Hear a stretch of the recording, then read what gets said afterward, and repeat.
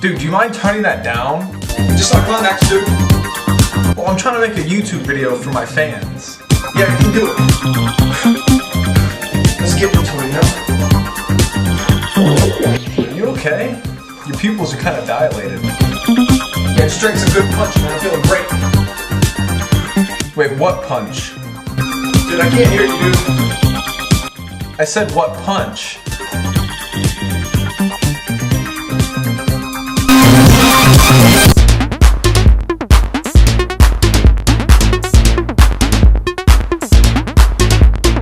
Gaspar Noé presents Anxiety Attack the Movie. Gaspar Noé presents Don't Do Drugs, Kids. Gaspar Noé presents Don't Drink the Fucking Punch. So yeah, I just saw Climax, and it's the most bananas movie I think I've ever seen in my life. Before I get into the film itself, let's talk about Gaspar Noé a bit. I've seen two of his other films, Enter the Void and Love. The former being extremely more well-crafted than the latter. Quick thoughts on Enter the Void. It's incredible. I've never seen camera work done that way. While the message was a bit foggy as a film, it's probably one of the most different experiences I've ever had. With Love, I could see what he was going for, but the story, or lack thereof, just have two people in a room and I'll film you and you guys improv having sex, basically. And that's the movie. While I can kind of see what he was going for with the whole like French, whatever sex pervert movie. It doesn't fit his style filmmaking wise, so I'm glad, as an extremely complicated a film Enter the Void and somewhat Love is, I'm glad he went into Climax thinking like I'm gonna make a really simple story, or lack thereof story again. So with Climax, starring Sofia Boutella and dancers.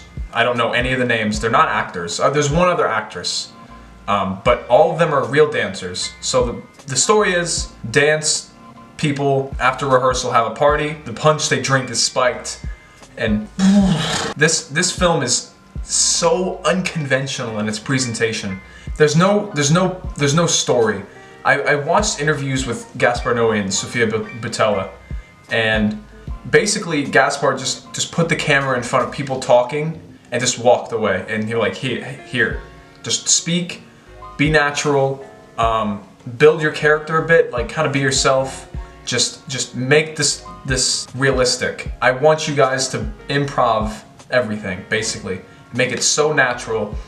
And in terms of the film, if this was scripted, like, it would not have worked. Just off the merit that, like, these aren't actors, so giving them lines and having to deliver them in like a natural way wouldn't have worked. And Gaspar was a damn genius for doing it the way he did. Gaspar, he does things with the camera that I can't see any other director doing right now.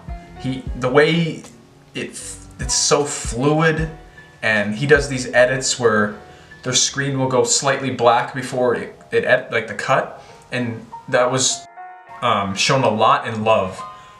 So overdone in Love, but his style fits this type of movie so much better than Love, and Climax is so good, man. Honestly, speaking about Gaspar Noé is more interesting sometimes than speaking about the movies itself, because he has so many influences.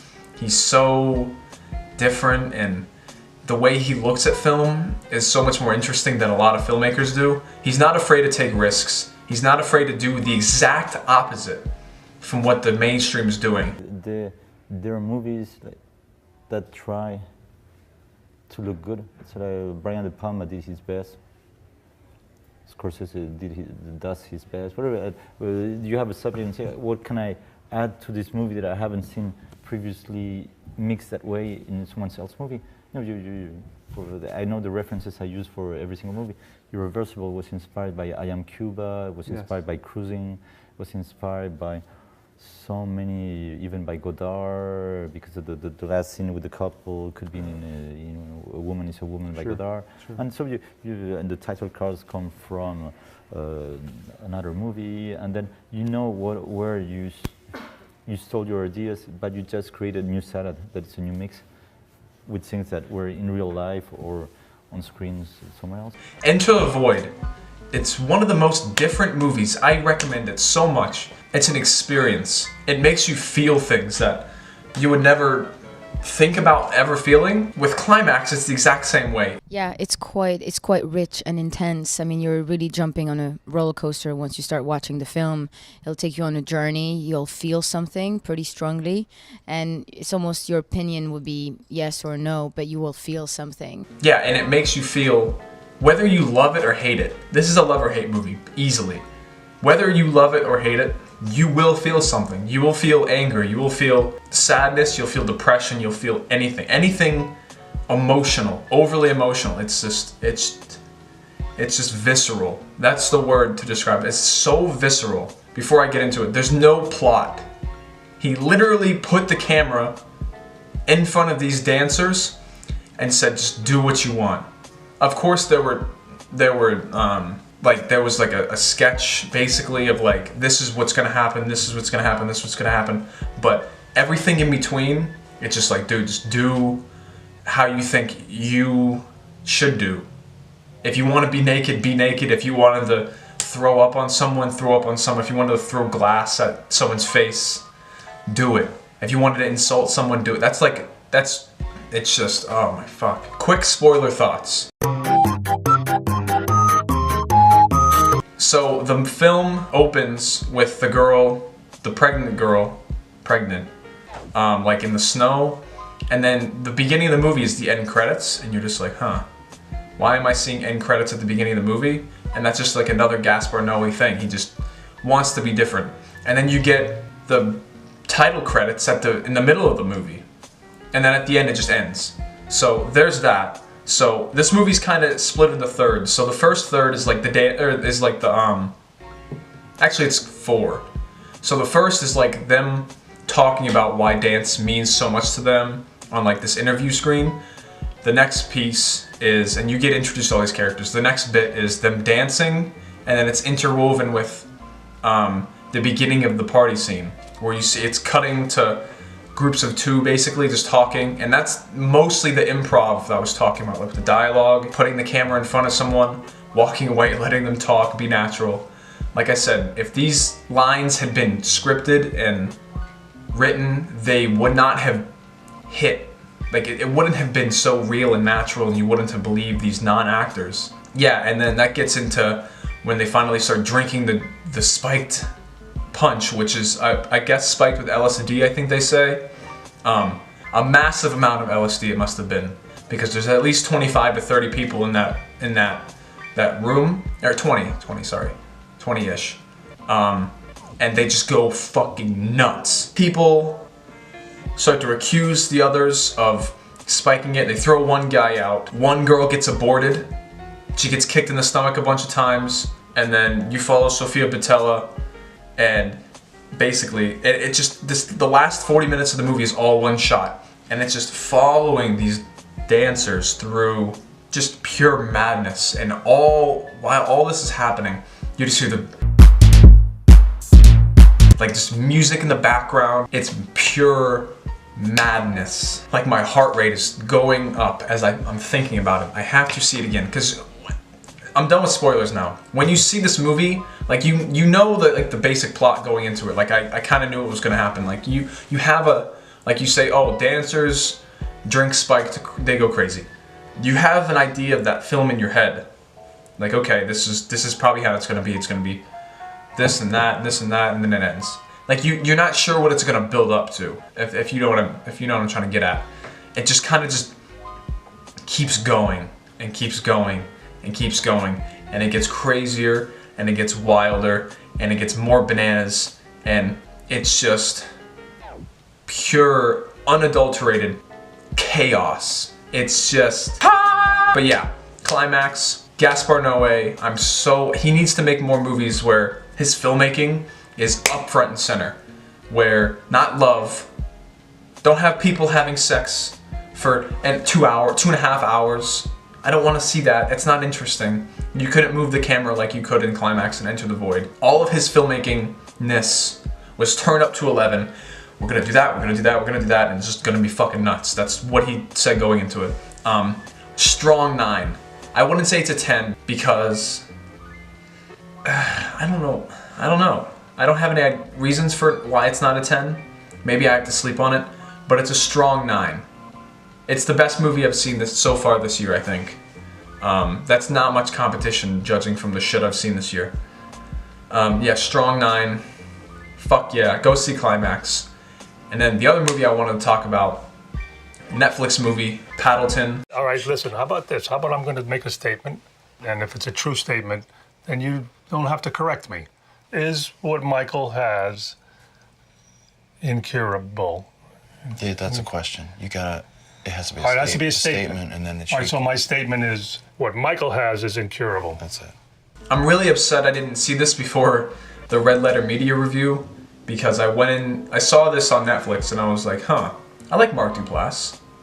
Where's Ray Romano been? I like him. He's pretty funny. Oh, okay, I guess it's just like a Netflix movie. It's gonna be like a dramedy or whatever.